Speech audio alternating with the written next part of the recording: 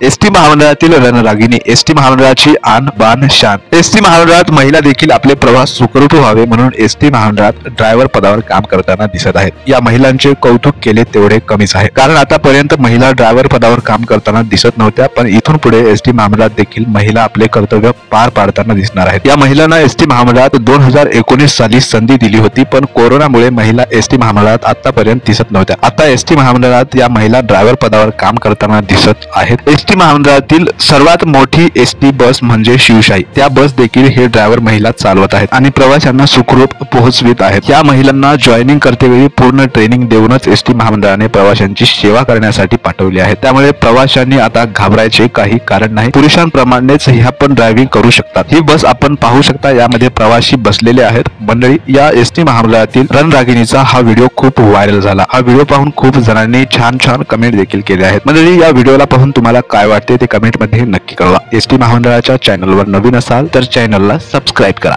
धन्यवाद।